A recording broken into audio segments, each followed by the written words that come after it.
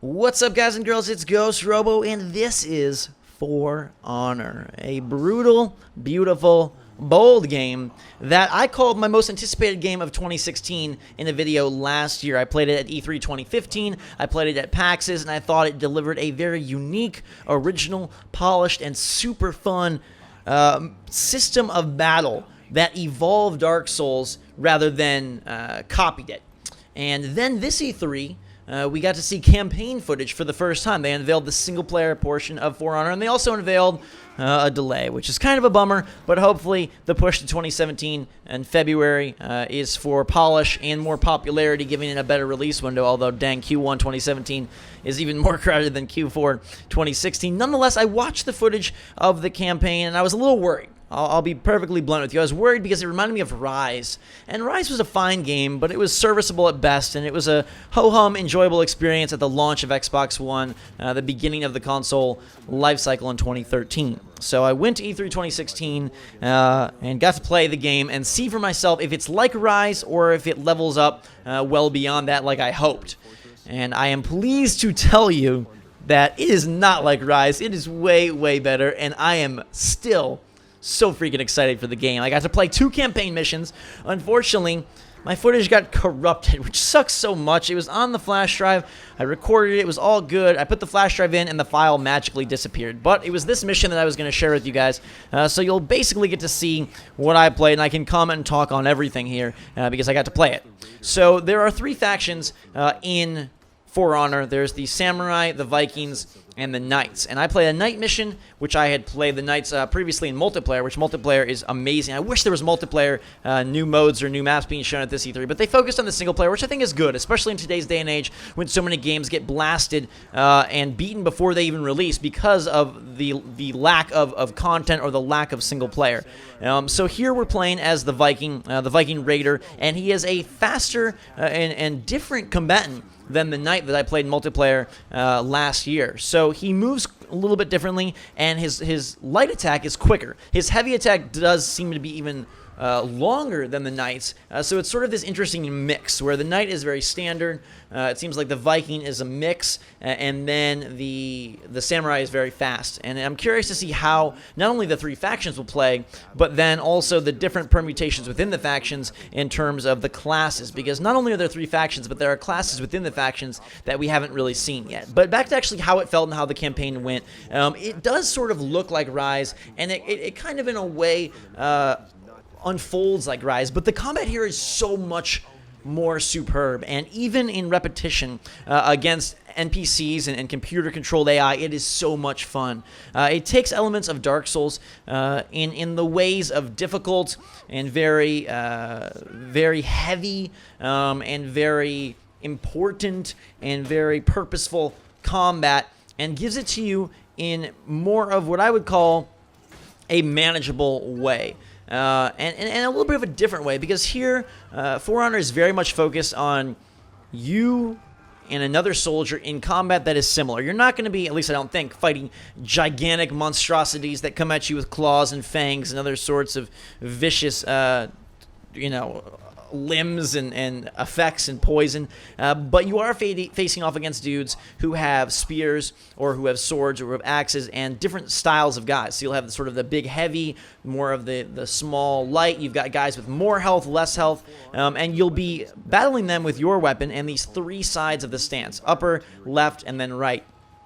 And while it seems like a simple system, in practice is a very fun version of rock, paper, scissors. And it sort of is glorified rock, paper, scissors, but it plays out in a way that feels so good in your hands. It's fun every time, and I was not bored. In fact, I just want to sit there and play more of it. And I think it's because of a lot of the little touches. So the graphics look insanely good. The size of the characters on screen are beefy and big without seeming unrealistic. The combat has a heft and a weight to it, and your hits connect with power and brutality, and that's something that I feel a lot of melee combat games miss. There's also power-ups to be collected throughout the world, but they aren't the kind of power-ups that are going to grant you, fire breath or flight. They're going to do things like increase your rage meter, which builds your kind of your strength and your speed and allows you to go into almost a frenzied state. They do things like allow you to target a specific enemy and reduce their health.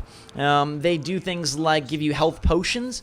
So it is a still a game of resource management, even if the resources are sort of power-based, if that makes sense. You're not going to be collecting, or so we've seen, you're not going to be collecting, gear and armor and whatnot, but you are managing the resources of potions and whatnot. And I love the fact that there are big scale battles like we see here, kind of mixed in with more of the one-on-one fights. And in fact, sometimes the one-on-one fights will be mixed in with these big battles. And it gives a nice breather between your more drawn-out fights. And there's, like I said, a variety of enemies, and some of them have a lot more health than others. So you'll find yourself in fights that go very quickly, like these grunts. And then there's sort of low-level enemies that take only 2 hits, and then there'll be higher level enemies that take 5, 6 hits, and then there'll be boss enemies like you'll see towards the end of this video. But there's alternate paths. There are more movement-based things like you saw climbing the wall. Hopefully there'll be a lot of different variety in terms of the gameplay mechanics that are presented throughout the missions. I also like that you can throw guys off the edge, and everything animates great, looks really nice. You've got this rain effect going here. Here you'll see one of the health pickups, and I like how they've found a way to sort of make this style of combat exciting and not boring, and it really comes from how fun it is to play in your hands and how much weight they've added to the combat. It's the difference between sort of a game like Homefront that has very lackadaisical and pew-pew shooting versus a game like Half-Life 2 where you hit that shotgun or you hit that pistol and it feels like you're firing a real weapon. That's my comparison of For Honor to a lot of other melee-driven games. This battle here was my favorite because it was more boss style, and he had a lot of moves and sort of rhythm-based action that I had to pay attention to, and that's something that For Honor really exudes as well, is this rhythm slash I don't want to say musical base, but it is a rhythmic style of combat where sometimes they'll attack once and then twice and then 3 times, and pattern-based, rhythm-based, however you want to describe it. It builds sort of that sense of prediction as well as reaction, and it's a nice mix of like, okay, I don't know what this guy's going to do next. There's that frenzy, by the way, where he's going to get kind of crazy and flashing, and you can build that up throughout the battles as you block attacks and do whatnot. I think there's a few ways to build that meter. But I found myself, I didn't die during either of the missions, but I found myself challenged, and I like that. Usually for E3, they probably scale down the builder. Maybe we were playing on an easy difficulty. But I'd be curious to see how intense this game plays on hard. And I still am way into the multiplayer. I didn't get to play at the E3. They weren't showing anything new, but I think that's going to be this game's bread and butter. Actually, it's the revenge meter is what it's called. There also is a rage that is given to you by one of those pickups. So revenge mode, not frenzy mode. That is where you build it up by taking, by blocking, taking damage, almost like in a fighting game, how you build up a meter. It's kind of a cool addition to a single-player game. I'm not sure if it in multiplayer or only single player, but we'll have to see. Again, the build I played in multiplayer was almost a year old at this point. But that multiplayer is so good and so fun, and has such a nice ebb and flow to the battle and a back and forth and a chance for a last hurrah. I think it's going to be a really exciting and eccentric multiplayer at the start of 2017. And again, what stands out to me about For Honor is that they're taking this melee-driven game and they're giving you a single player, and then the multiplayer, which should be an afterthought, instead, to me, is my favorite in the focus, and therefore delivers this really unique and really intense and brutal and exciting and fun mode and slew of modes, hopefully, with a lot of different maps and whatnot. And also, you can play the single player in co-op. That's what this guy is saying right here, which is cool. So if you want to play that with a friend, you can do that. So they're really fleshing the game out, which is great to see. We've saw a couple more sort of limited games this E3, and it's great news that For Honor is going to be fully realized once it's released. And if that's what the delay was for, to really build this product out to its full potential, then I'm okay with it. As much as I think this would have killed it this fall and been such a great alternative to the trio of shooters in Battlefield 1, COD Infinite Warfare, and Titanfall 2, I'm really excited to see For Honor take center stage and hopefully slay a few sales milestones February 14th of 2017. So have no fear. If you thought it looked a little generic, a little standard, For Honor still rises above and sits at an echelon higher than most games in this genre or most of its predecessors, really finding a way to borrow the good, the better, the fun elements of Dark Souls combat and then whip it up and out pop something wholly unique and original, while clearly paying homage to some of these games that we've grown to love over the past few years and not being just a carbon copy. And to me, that's why this is Ubisoft's most exciting game, because it is not sort of the rinse and repeat that they're known for. And it seemed like this E3, Ubisoft really took that complaint to heart.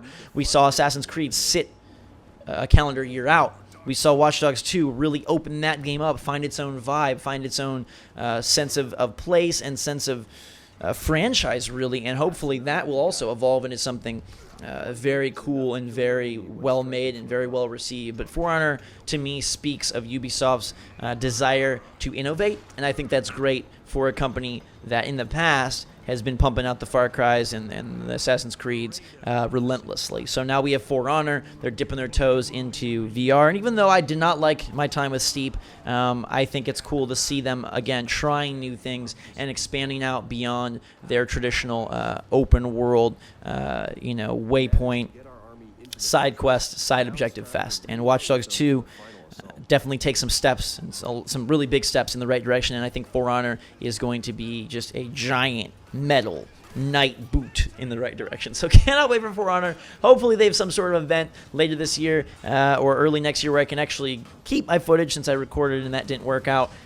Poor little flash drive, you sad, sad creature, spitting up my footage and swallowing it whole once again. But yeah, I can't wait to try out the Samurai. Can't wait to try out the different classes within the factions. Can't wait to see how they play out against each other in multiplayer. Because so far I've only played Knights in multiplayer, Knights on Knights. But when you've got Knights and Samurai and Vikings all mixed together, I think that's going to be some of the hottest multiplayer action in 2017. So For Honor gets 2 giant thumbs up from me. A great showing at E3, and the hands-on confirmed it. Any concerns? Washed away, guys and girls. This game is one to watch out for. But until that time, everybody, thanks so much for watching. If you enjoyed the video, give it a big thumbs up. I'll be continuing my E3 coverage as we move through the month of June and this hot, hot summer. This was definitely one of my top titles at the show this year. So thanks again. Drink some hot chocolate. I love you all. Until next time, we will see you all later.